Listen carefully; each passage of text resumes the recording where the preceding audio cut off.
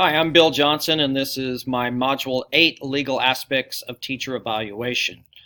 We were asked to review several articles, and article number 1 was Teacher Evaluation Heads to the Courts. There were several states that were brought up in this evaluation, and for us to look at, it was very good to look at how many of these cases are going to court right now based on teacher evaluation, whether it be on the due process end of it or that teachers are being judged unfairly based on students they don't even teach. So that was interesting to look at. There was new evaluation methods have experienced a great deal of problems. NEA and American Federation of Teachers are filing cases in courts left and right. They both have claims of procedural and substantive due process, as well as, and this article ended with, we can't really predict the future, but many of our teacher evaluation systems in the future will be based on how these cases turn out in court. Article number 2 was, why is evaluation a very big issue right now? Well, there's 4 major reasons. There's new research on effectiveness of teachers and that teachers are the most important element in the classroom. There's also philanthropic interest in that very wealthy people are throwing money at this and try to improve education, as well as some places are using these models to dismiss poor teachers. There is also an effort to improve public education, and that's valiant, and I'm on board with that. Teacher classroom instruction is being examined. The old evaluation systems, which do not provide much feedback to the teachers, are being questioned, as well as anytime there's a lot of money being poured into it, they want and demand some accountability, and understandably so. So it goes into the legal system. How does the new system work? Well, the local districts choose an evaluation tool, anywhere from the basic observation to a value-added model, and we're going to discuss some of these a little bit later on. But there are many different systems that are being tried out there and have been tried for the past 10 to 20 years. How does the new system work? Well, it's basically very complicated, but we're looking at measuring student learning. How we measure student learning to determine the effectiveness of the teacher, and all of these have strengths and weaknesses. However, the value-added model has major flaws that are being exposed. Teacher unions have attacked especially the value-added model, and the fact that they're being asked to teachers are being evaluated on students that they don't even have them in class, and that's one definitely drawback to that system. New evaluation system, is it working? Well, haven't really learned a very new benefits. They haven't seen any real benefits from this. The ratings the teachers were having on the old systems and the new systems are very similar. Research does show that teachers that have great feedback has benefits and can boost student achievement. This third article was Teacher Evaluation, a resource guide for NEA leaders and staff. This was a very lengthy article, and I won't try to summarize every detail of it, but I'll just try to hit on the high points. The core purpose is to improve teacher focus, effectiveness, and by knowledge, skills, and classroom practices. The NEA had 6 principles for teacher evaluation. You can see those right there. One of those integrated evaluation system, number 3 there. That means that we're integrating this into the curriculum. The way the teacher is being evaluated is based on what they're supposed to be teaching. And of course, all of these have to be validated. Another one I want to draw attention to is you must have local input on the evaluation system in order to have teacher buy-in. If you don't have the teachers trust the system, it doesn't matter what the tool is, they're not going to trust it and it won't work. What is effective teaching? And effective teachers have several things. Research is very clear. teachers have high expectations. They're positive. They're nice to be around in the classroom. They're jovial. They are able to motivate the students. They use diverse resources for their lessons. They develop a value of diversity and involvement, and they collaborate with other professionals to gain knowledge when they don't maybe know what to do. There are several national teaching standards. I'm not going to talk about every single thing, but there's 10 different core models in one of them, and then there are core propositions and standards in another one. The 5 core propositions basically went along with some other articles that teachers have to be committed to their students.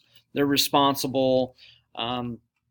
Teachers learn from experience and involved with collaboration or other different communities, and that's been repeated several times.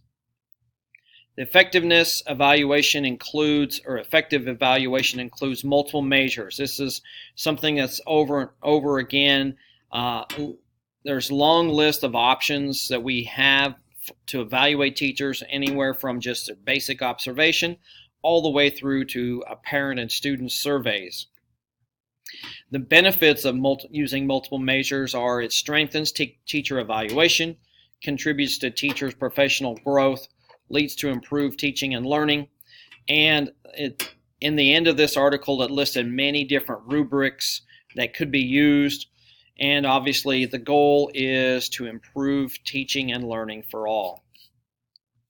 Article 4, the NEA reviewed 5 evaluation systems. They were the TAP system, FFT, ProComp was in Denver, that's professional compensation system, peer assistance, and beginning educator support training, the BEST program, which was used in Connecticut.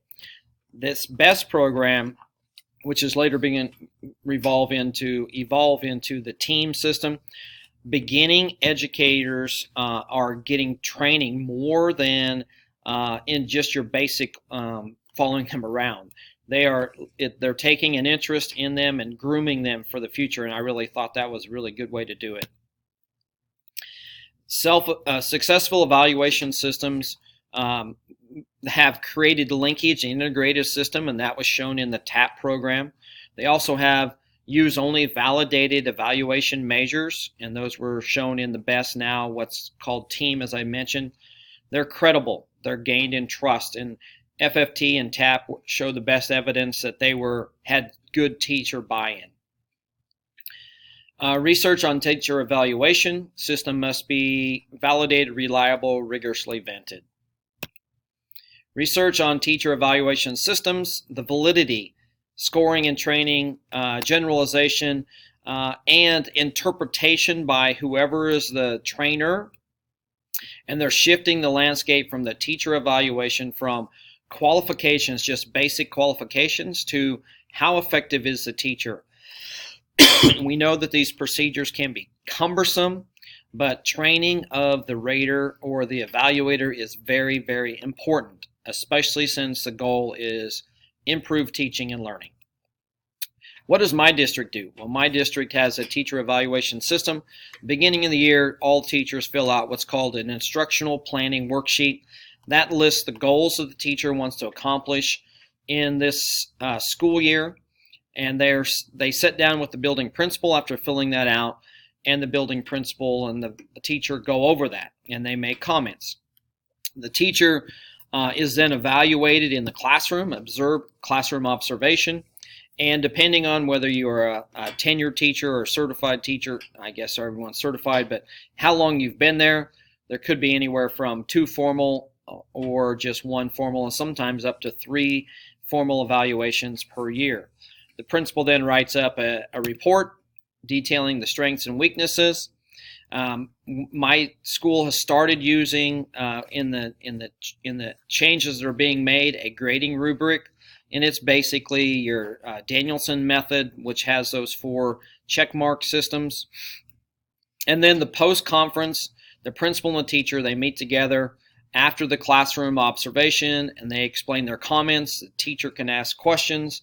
This is where the feedback would come into play, as well as if the teacher disagrees with the evaluation, They can comment on the evaluation form. They can actually write their own narrative to why they disagree with this.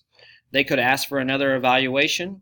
If they're being terminated, they would seek out NEA assistance or go through the court system to determine if their rights were violated. The legal case that I cited was Florida case of Cook versus Bennett, 2013. In 2011, the state of Florida added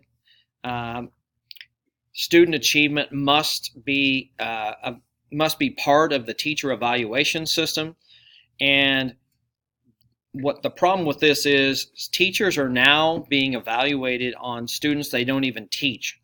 And the way this occurs, if there's a teacher maybe teaching first grade and they don't take state assessments, they're evaluating the fourth and fifth graders and how they perform on state assessments, and that affects the first grade teachers' evaluation, and that's not right. They argue the violation of constitutional rights, and it led to charges against. It didn't come right out and say the value-added model, but anytime you're dealing with showing students improvement scores, that's my interpretation of the value-added model. Legal case again, the federal judge ruled in this, the results in this particular case, federal judge ruled for the state against the Teachers Association. The Court of Appeals affirmed that, and now the Florida Educational Association has not appealed that case as present. So it's now set a legal precedent that, especially in the state of Florida, that they're going to rule against the teachers' associations. There are my references. Thank you very much for watching this video.